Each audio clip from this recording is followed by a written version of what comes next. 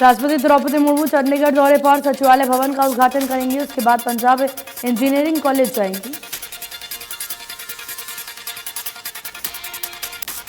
आदमपुर में भव्य बिश्नोई उपचुनाव लड़ेंगे। बीजेपी ने भव्य बिश्नोई को दिया टिकट, बनाया उम्मीदवार।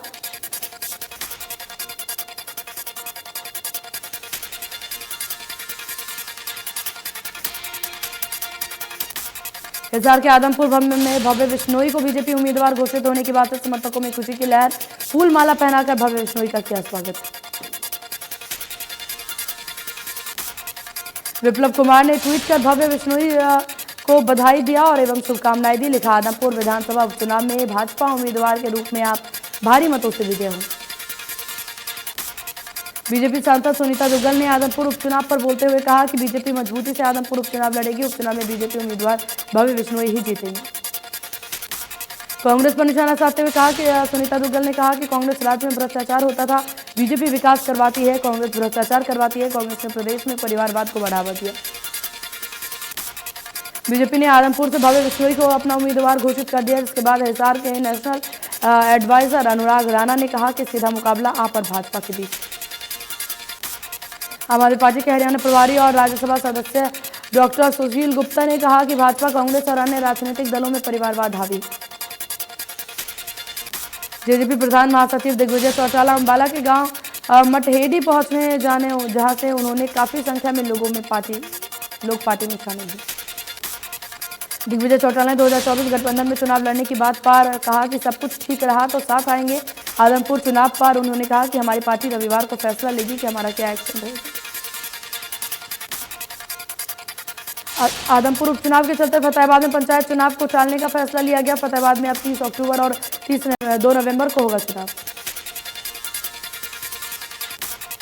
डॉक्टर इंजीत ने बताया कि पंचायत चुनाव घोषणा होने के बाद पुलिस महानिदेशक हरियाणा ने राज्य निर्वाचन आयोग को एक पत्र लिखकर के अनुरोध किया है कि फतेहाबाद जिले की सीमा हिसार जिले के साथ लगती है और आदमपुर विधानसभा क्षेत्र का उपचुनाव।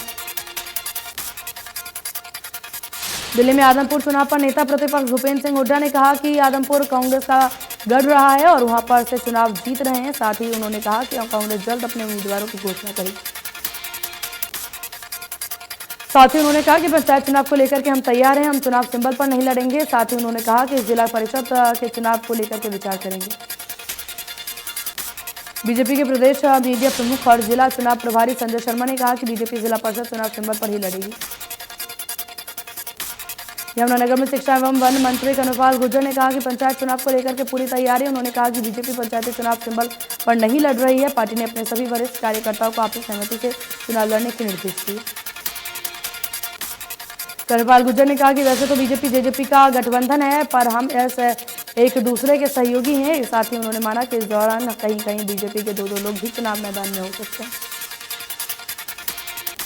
बल्लभगढ़ में परिवहन मंत्री मूलचंद शर्मा ने सोहाना रोड से लेकर के सेक्टर 25 पुल तक गुड़गांव कैनाल के साथ बनाई गई नई सड़क का उद्घाटन किया। ये जनता के लिए खोल दिया गया है। इससे दर्जनों गांवों को फायदा मिलेगा।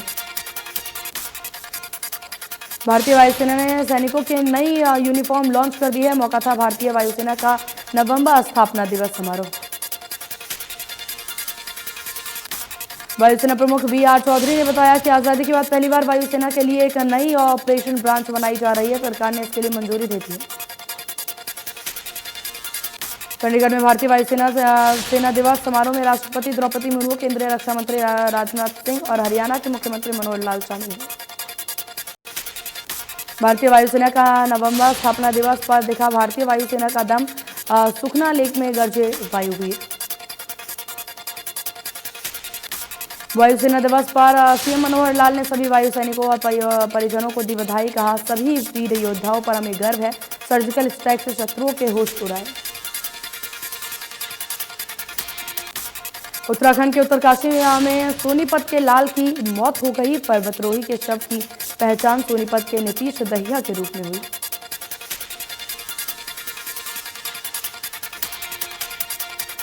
कुरुक्षेत्र में बारिश के बीच धान खुले में पड़ा। लिफ्टिंग न होने से किसानों को काफी ज्यादा परेशानी का सामना करना पड़ा। किसानों ने फसल उठान के प्रबंध कराने की मांग की।